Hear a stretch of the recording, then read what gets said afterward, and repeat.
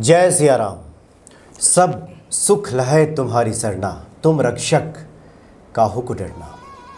हनुमान जी के साधकों को ये बताने की आवश्यकता नहीं है कि हनुमान जी की पूजा आराधना से हनुमान जी की कृपा प्राप्त हो जाए तो जीवन में कुछ भी असंभव नहीं है। जो नित्य ध्यान करते हैं, पूजा करते हैं हनुमान जी का, उन्हें स्पष्ट ये अनुभव भी होता है, उनका प्रत्यक्ष अनुभव है कि हनुमान जी मनोकामना पूरी कर देते हैं।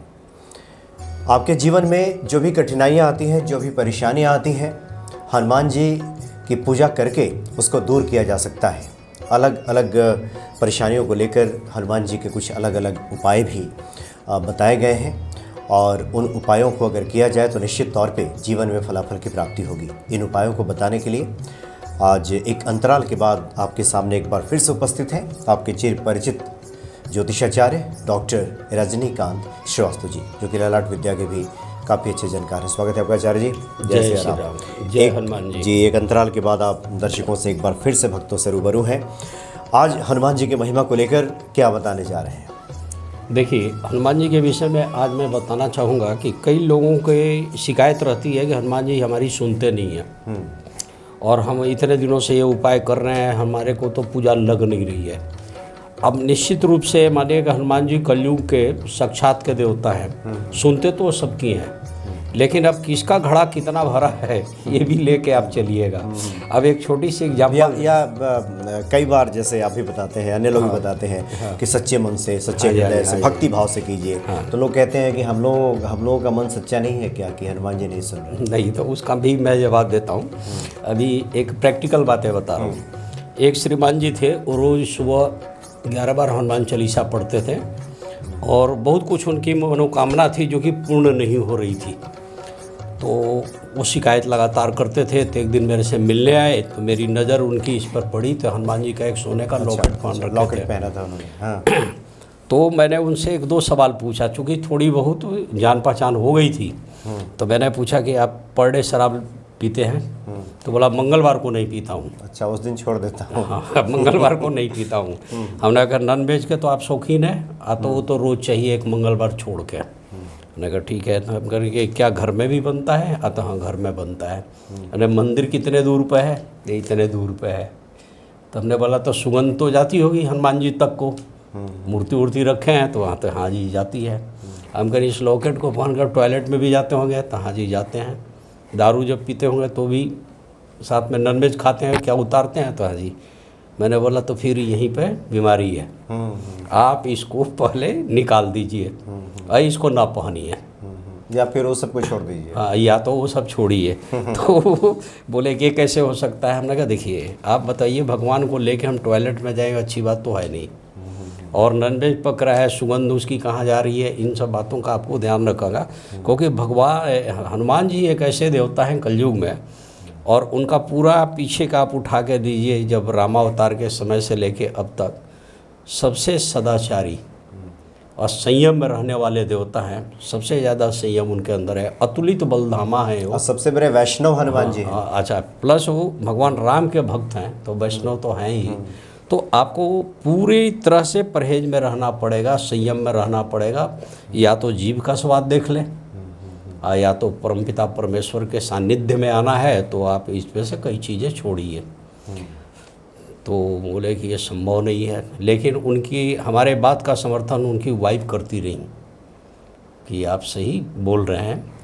तो उन्होंने लॉकेट तो शायद निकाल दिया। अच्छा। मैंने जैसे कि उनके वाइफ से रिपोर्ट मिली है कि लॉकेट निकाल दिया, और नॉनवेज वगैरह जो है तो उन्होंने मंदिर अपनी व्यवस्था इस हिसाब से की कि उसमें उनका सुगंध ना जाए, कुछ किया है उन्होंने। अच्छा। और उनका अब रिजल्ट पॉजिटिव आना शुरू हुआ है, क्योंकि आज 10 दिन से मैं जो वो रिपोर्ट आ रही है तो उसमें मैंने देखा, तो मैंने क्या देखा है कि जो लोग ब्याज का धंधा करते हैं और फोर्सफुली किसी गरीब के सता लेते हैं, मान लीजिए कि हर आदमी की फाइनेंशियल कंडीशन अलग है, कभी दुखी आ ही गया, अब वो बेचारा ब्याज टाइम से नहीं दे रहे तो उसको मारना पीटना, गाली गलौज देना, चाहे ये करना, तो जल्दी हनुमान जी उनकी भी नहीं सुनते हैं, मैंने जो देखा है। काला बाजारी करने वालों का, मिलावट खोर करने वाले को, सूद ब्याज पे देने वालों का मैंने जो देखा है कि थोड़ी विलम्ब होती ही होती है, जिनका आचरण ठीक नहीं है। हाँ।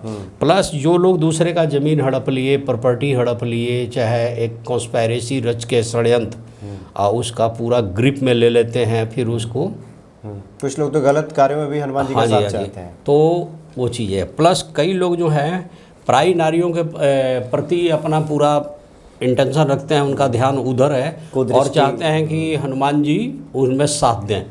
तो मैं जहाँ तक मेरी अपने नॉलेज है, हनुमान जी इन मामलों में किसी का साथ नहीं देते। वो सदाचारी हैं, संयम हैं, ब्रह्मचारी आदमी हैं, और जितने आप निष्ठावान होंगे, जितने ईमानदार होंगे, जितने बढ़िया से होंगे, तो हनुमान जी जो हैं आपका साथ देंगे। अच्छा, कलयुग में हर कोई जानता है कि कलयुग अगर चल रहा है तो ये कलयुग ही नहीं है, ये महाभ्रष्ट युग हो गया है। जितना भ्रष्टाचार बढ़ा है, करप्शन बढ़ा है, जी जी, तो अगर कोई संभाल रखा है इस धरती को तो वो हनुमान जी संभाल रखे हैं। और हनुमान जी कलयुग में एक ऐसे देवता हैं कि अगर सच्चे मन से, सच्चे दिल से आप उनको याद करो तो हनुमान जी आपका साथ देंगे। अब जैसे मैं बताऊं कि मंगली के कारण कितने घर टूट गए, कितने की शादी रुक जा रही है, लेकिन उसको संभालता कौन है?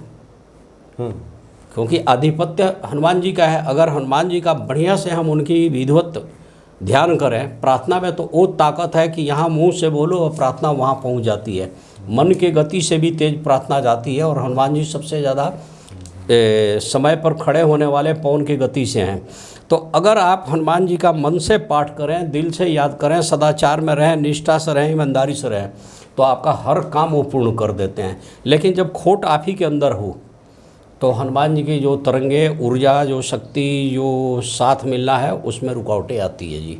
एक तो क्लियर कट बात मैं बता रहा हूँ।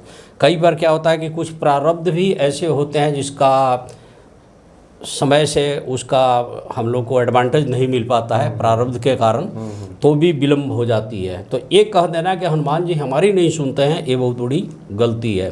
वो सबकी सुनते, वो सबकी सुनते हैं, और जब आप दिल से याद करेंगे तो हनुमान जी वहाँ खड़े हैं। अब इसमें कई लोगों की आदत होती है बैक बाइटिंग करने की, चुगली करने की। वो निंदा करते रहते हैं, जैसे इस घर की बात उस घर, उस घर की बात उस घर, उस घर के। तो ऐसे लोगों से भी मैं देखा हूँ कि हनुमान जी जल्दी सुनते नहीं हैं। वहाँ भी सुनवाई में विलम्ब। हाँ, वहाँ भी सुनवाई में काफ़ी विलम्ब होती है। कई लोग क्या है कि उनको विधि पता नहीं होती है। अब हनुमान जी के सामने श्री राम दरबार रखा हुआ है, हनुमान जी रखे हुए हैं, तो आपको चाहिए क्या कि सबसे पहले जय श्री राम, माँ जानकी, उनका सुमिरन करें, स्मरण करें, और उनका नारा लगाने के बाद, पूजन करने के बाद हनुमान जी का, क्योंकि हनुमान जी ज़्यादा प्रसन्न भगवान राम के नाम से ही होते हैं, ये सब लोग जानते हैं। कुछ लोगों की कड़वी जबान इतनी है, इतनी गाली गलौज दे के बात करते हैं, हर बात में उनको अश्लील शब्दों का प्रयोग करते हैं। तो हनुमान जी भी चूँकि अनुशासन में पूर्ण रूप से रहने वाले अगर देवता हैं तो हनुमान जी हैं, और अनुशासन का ही पाठ पढ़ाते हैं, और कर्तव्य परायण आदमी हैं, तो उनके भी कामों में रुकावट आती है। अच्छा, जो लोग दूसरे का हक मार कर बैठ गए हैं उसमें भी सुनवाई में कमी हो जाती है, वो टाइम से कहाँ सुनवाई होती है। अब वो रोज़ कहते हैं कि हमारी तो श्रीवास्तव जी, गुरु जी, कोई शास्त्री जी मेरे को बोलता है, कोई जो भी मर्जी है वो बोलते रहते हैं, समझे। तो पूर्वांचल जनपद के लोग तो बाबा जी कह के बोलते हैं, बाबा जी, बाबा बताइए। हाँ, वो सब मैं सुनता रहता हूँ, क्या करा जाए भाई, तुम समझे। तो सबकी अपनी श्रद्धा है, अपनी श्रद्धा है। हाँ, तो उसको हम इल फीलिंग में तो लेते नहीं, लेकिन मैंने देखा कि उनके काम में काफ़ी रुकावट होती है। कई लोग क्या होता है कि पी लिए या घर में गुस्सा हो गए, देवी देवताओं का मजाक उड़ाना शुरू कर देते हैं गुस्से में। हाँ, गुस्से में, या कई बार वो अपने यार दोस्तों में बैठ के देवी देवता का ही कुछ ऐसे उन्हीं के ऊपर जोक बना के उल्टा सीधा। तो चाहे वो किसी भी देवी देवता का आप उपवास करें, हनुमान जी बिल्कुल अंदर से नाराज हो जाते हैं और उनकी सुनवाई नहीं करते हैं। उनके साथ ये बहुत बड़ी प्रॉब्लम है कि हनुमान जी के साथ सदाचार चाहिए, व्यवहारिक होना चाहिए, निष्ठावान होना चाहिए, ईमानदार होना चाहिए, और साथ में ज्ञानवान भी होना जरूरी है। तो क्यों आपको ज्ञान होना चाहिए कि पहले किसकी पूजा करना है और कब करना है, किस समय करना है। ये मैंने हनुमान जी के साथ है। अब हनुमान जी को अतुलित बलधामा भी बोलते हैं। उनके पास तो इतनी बल है, इतनी ताकत है कि आप लेने वाले तो बनो उनसे, जिसकी कोई तुलना नहीं, कोई तुलना नहीं है। आप अतुलित बलधामा बोला गया है। तो हनुमान जी की से लाभ लेने के लिए आपको कुछ कहा गया ना कि फर्स्ट डिजर्व देन डिजायर, पहले आप उस लायक बनिए, आपकी ग्रेस्पिंग पावर बढ़े, आप उसको ग्रहण करने की क्षमता रखें, और तब देखिए हनुमान जी की शक्ति।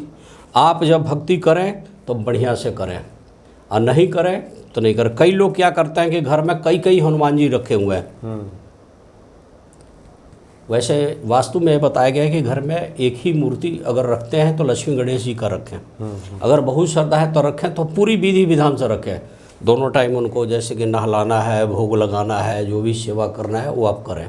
आप तस्वीर रख लें, आपकी श्रद्धा कौन सा, लेकिन कम से कम उस कमरे में ना रखें जिस घर में नॉनवेज पक रहा हो, या वहाँ बैठ के 4 यार दोस्तों के साथ आप शराब पी रहे हों, उस घर में नहीं होना चाहिए। और क्या मंगलवार क्या बुधवार, अगर आपको शराब पीना ही है तो फिर हनुमान जी की पूजा छोड़ दीजिए। अगर करते हैं तो बहुत परहेज के साथ आपको करना पड़ेगा।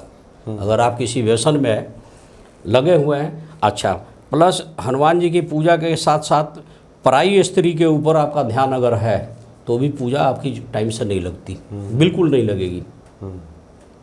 तो आप कहोगे कि गुरुजी पूजा नहीं लग रही है, तो हनुमान जी के पूजा के साथ इन परहेज को रखना जरूरी है। ये मैंने कुछ उपाय आपको बताए हैं कि इस तरीके से अगर आप करते हैं, परहेज रखते हैं, संयम में रहते हैं, तो आपको हर पूजा लगेगी और टाइम से लगेगी।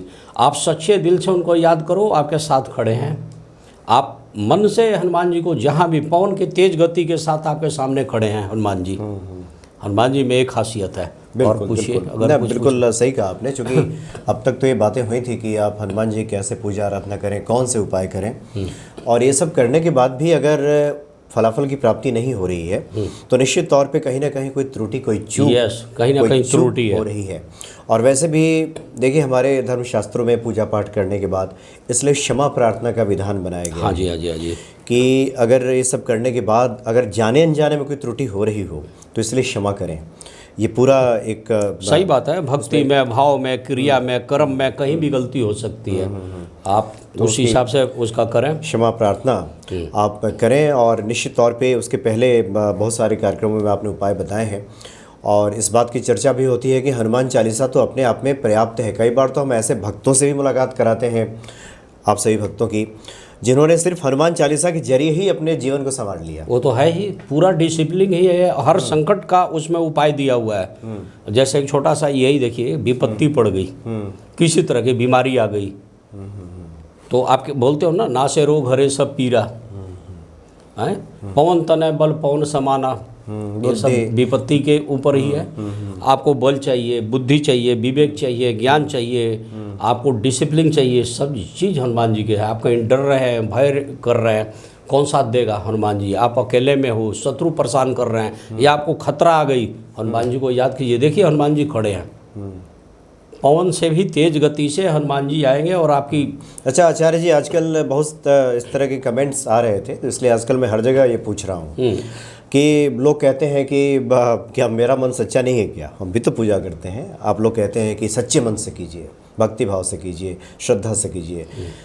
मेरा मन तो वैसा ही है, या फिर सच्चा मन क्या होता है? अच्छा, आप क्या बताएं? मैं बता दूँ। देखिए, मन की जो ऊर्जा, दिल से जो भाव उत्पन्न होती है, वही सच्चा मन होता है। मन से भाव उत्पन्न हो जाए तो भाव से भक्ति बनती है, भक्ति से शक्ति निकलती है। तो आप मन से याद करें, आपकी मन से निकली हुई बात है। देखिए, सबसे तेज गति मन की होती है। आप 1 सेकंड में चाहे चंद्रमा पर अपने को मन के द्वारा ले जा सकते हैं। आप 1 मिनट के अंदर आप अमेरिका जा सकते हैं, 1 मिनट के अंदर मन के द्वारा। इसी तरह आपकी प्रार्थना की जो ताकत है, उससे भी तेज गति चलती है। आप मन से याद करें कि आपका मन से जो बात निकल रही है वो हनुमान जी के कानों में जा रही है, हनुमान जी के चरणों तक जा रही है आपकी बातें। तो आप दिल से, यानी आप ये कहना चाह रहे हैं कि सिर्फ आपकी जो बातें हैं, ये हनुमान चालीसा पढ़ते हैं, ये सिर्फ शब्द मात्र नहीं है। हाँ जी, हाँ जी, भाव उत्पन्न होना चाहिए। इसके भावों को समझें, और जो भाव उससे प्रकट हो रहे हैं वो आपका दिल भी, हृदय भी स्वीकार कर रहा हो। हाँ जी, हाँ जी, हृदय भी मान रहा हो। अगर आप कहते हो कि संकट कटे मिटे सब पीड़ा, जपत निरंतर हनुमत बीरा, तो हृदय भी स्वीकार करे हाँ जी हाँ जी हाँ जी कि जपत निरंतर हनुमत बीरा, हनुमान जी का हम अगर निरंतर जप करें तो संकट कटेगा। हाँ जी हाँ जी। ये मन के किसी कोने में ये जरा भी ये सवाल ना उठे, शक न उठे कि पता नहीं संकट कटता है। इसीलिए सच्चा मन कहा गया है।